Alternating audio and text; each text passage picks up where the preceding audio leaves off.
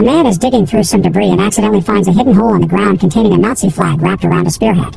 As soon as he touches it, a dark force takes over his body, which now moves on its own.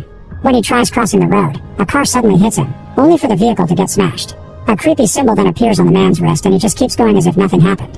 Meanwhile, in an apartment in Los Angeles, a mother opens a door and screams when she sees her daughter snarling on the ceiling. The family immediately seeks help, but Father Hennessy doesn't have the skills to deal with this, so he calls John Constantine to do it. John is an expert in everything supernatural, like exorcisms and demonology. He's also a chain smoker. John finds the possessed girl tied to her bed and opens a window to let the sunlight in, which the girl hates. Then John presses an amulet on the girl's forehead and it burns her skin, causing her to start shaking and screaming while John recites the incantation.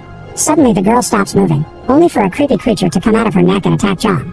He immediately punches it to send it back. Then John asks the family for a mirror, which is held above the girl while he smashes a window and asks his apprentice Chaz to move the car. Once the mirror is tied to a pulley, he tells the others to close their eyes, but one man takes a peek and starts screaming as his hair turns gray. Struggling against the girl, John forces the demon in her to look up and the mirror quickly removes the creature from her body, trapping it. As the demon tries to break the mirror, John puts all his weight on the rope to push it out, causing it to land on the car and break into a million pieces. On his way out, John sees a drawing of the legendary Spear of Destiny that killed Jesus and steals it, unaware that someone is watching from above while playing with a coin. Getting suspicious, John tells Hennessy that the exorcism was worse than usual and predicts something big is happening soon. That night, Detective Angela finds herself in a hospital bed. She hears the word Isabel whispered in the room, so she gets up to follow it to the hospital roof. After removing her medical tag and letting it blow away, she jumps through the glass roof and lands in the hospital's pool. At that moment, Angela wakes up in her apartment and realizes it was all a dream. The next day, Angela is called to the hospital to investigate a case and is devastated to learn that last night she had a vision. The dead person is her twin sister Isabel, and she died exactly as she dreamed it. Isabel had been admitted to the hospital as a mental patient, but Angela knew her sister well and refuses to believe she self-deleted. At the same time in Mexico, the guy with the spear makes a super jump to cross the border, causing all animals nearby to instantly die. In the meantime, John finds himself throwing up blood, so he goes to the doctor. Sadly, he receives terrible news. All his smoking has caused lung cancer and he doesn't have much time left. Later at home, John is visited by Beeman, who brings a bunch of supernatural items for John to use in his missions, including a gun that shoots dragon breath. John tells Beeman about the demon that tried to escape into the human realm, which isn't supposed to happen because demons can only possess, so Beeman promises to research the matter. Afterward, John goes to a church where she runs into Angela, and they have a brief argument over who arrived first. Angela talks to a priest because she wants to give Isabel a Catholic funeral, but the priest refuses because Isabel self-deleted and that's a mortal sin. At the same time, John finds half-breed angel Gabriel and notices his wings, which only humans with certain powers can see. John asks Gabriel if God can extend his life, but Gabriel just laughs, thinking that John's determination to get into heaven is a lost cause. Then John points out he's banished lots of demons back into hell and that service should make up for his sin, but Gabriel explains that self-sacrifice and belief are the only things that will get him into heaven. Since John has only been saving people for convenience and not because he really wants to help, it doesn't count. Meanwhile, Hennessy concentrates as he runs his hands over a bunch of newspapers, hearing the news articles in his head. Finally, he stops at the article talking about Isabel's death, sensing something there. At the same time, Angela watches the footage of Isabel's death and hears her say John's name. Then all the phones in the building start ringing at the same time, but nobody answers when she picks up.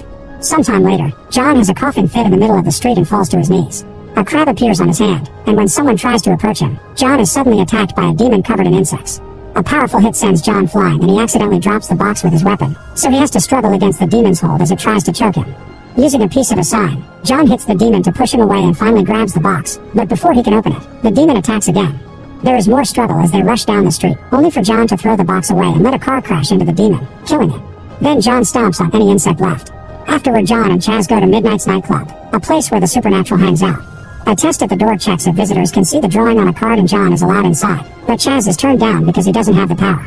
Inside the club, people are enjoying the debauchery, but John ignores them to enter the back room, where he meets the owner, Papa Midnight.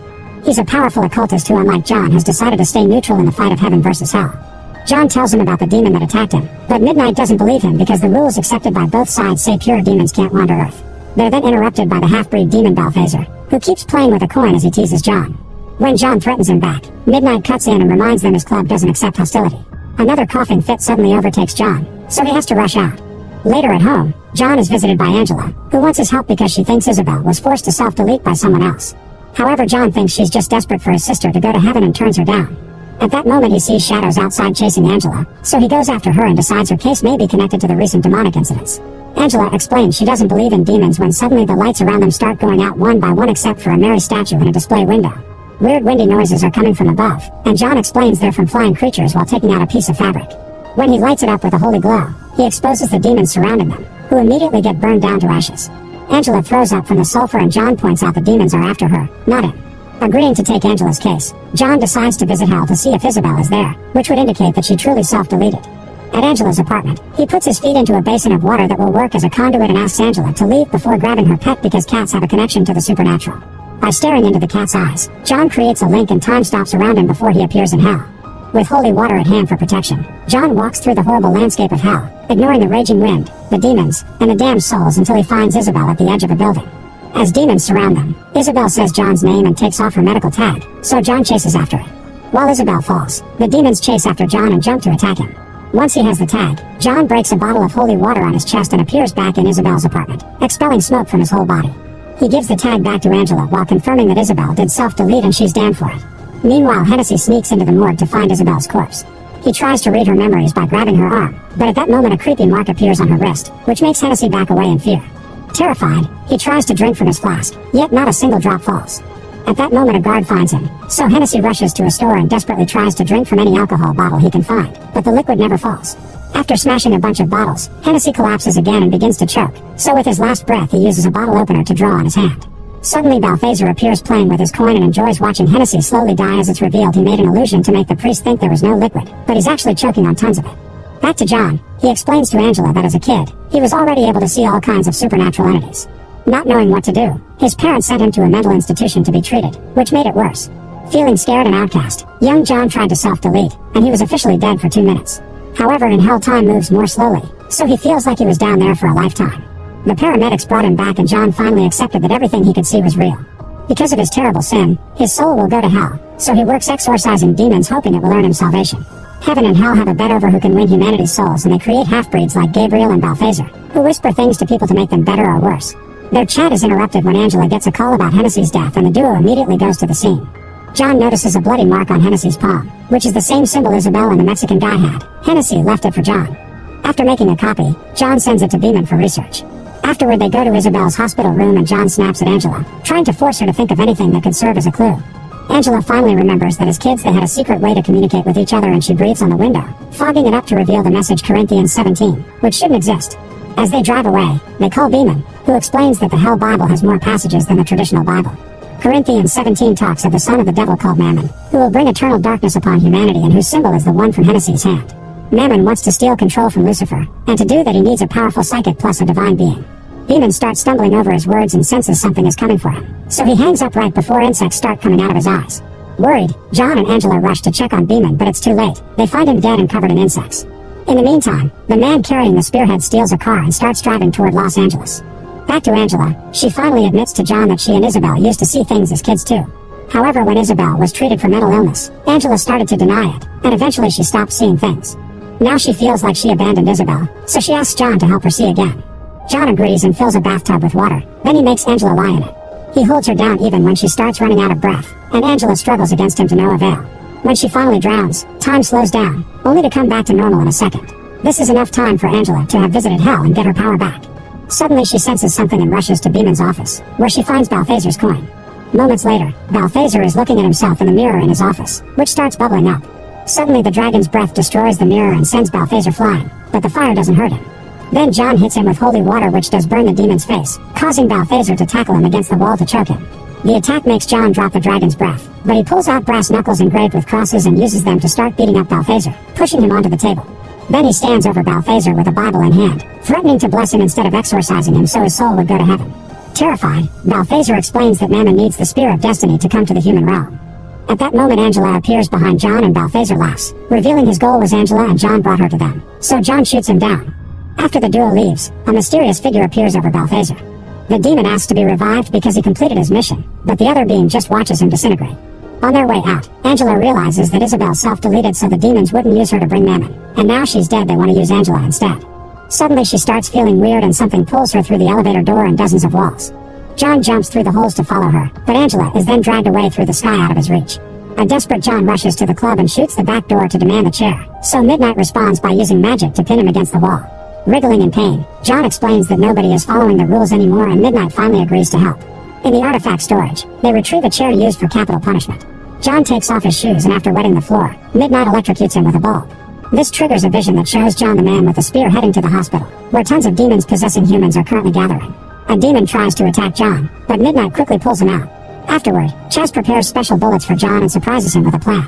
Meanwhile, Angela is dropped at the hospital pool and finds the man with the spearhead. She shoots him until she runs out of bullets, but they have no effect and the guy drags her underwater. Moments later, John and Chaz arrive at the hospital too.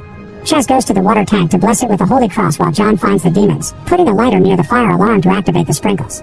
Holy water starts raining in the room and the demons are weakened, so John starts shooting them to kill them all. Some demons try to attack them, but John shoots them first. However, he runs out of bullets. Luckily, Chaz joins him and kills the remaining beasts. Then John and Chaz look for Angela, who is being drowned by the Mexican man. When she appears in hell, she hears her name whispered by Mammon, who immediately jumps on her. At that moment, John enters the pool room and finds the dead body of the Mexican guy. The water starts boiling and a possessed Angela emerges, but John refuses to kill her. A fight ensues as John tries to exorcise her, but Angela drags him underwater to drown him. Chaz quickly jumps in to help, and between both of them they hold Angela down on the floor. John begins chanting the incantation while Angela struggles, only for her to suddenly go back to normal. Unfortunately, it isn't over. Mammon is in her stomach trying to get out. This time Chaz chants along with John, and after lots of effort, it seems Mammon disappears. Suddenly Chaz is pushed back and smashed against the ceiling, instantly dying. Furious, John places the tattoos on his arms together and says an incantation to reveal whatever is hiding in the room. The ceiling appears to open up and Gabriel drops on top of John, revealing he's the divine touch that would help bring Mammon over. Gabriel thinks it's unfair that awful people like mass murderers only need to repent to go to heaven, so he wants to bring Mammon to cause lots of suffering. That way only those who are capable of surviving such a thing will be worthy of heaven. Then Gabriel blows at John to send him crashing into a glass door before grabbing the spear to start the ritual. Desperate to stop him, John prays to God and uses some glass shards to self-delete. Suddenly time freezes and Gabriel and Lucifer appears because John is the only soul he's allowed to take himself. John explains that Mammon is about to come to Earth and ruin Hell's plans, so Lucifer makes another door explode to check if it's true. Seeing Gabriel about to do the stabbing, Lucifer takes Angela away right before time unfreezes and the spear comes down.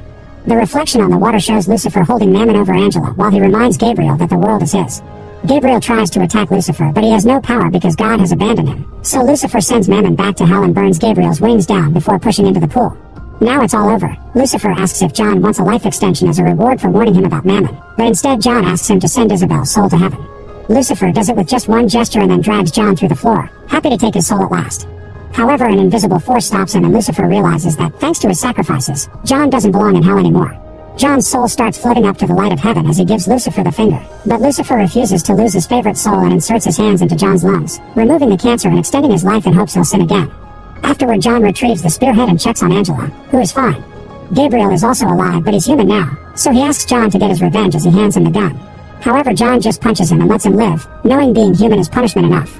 Then John says goodbye to Angela on the roof, giving her the spear to hide away from dangerous people like himself.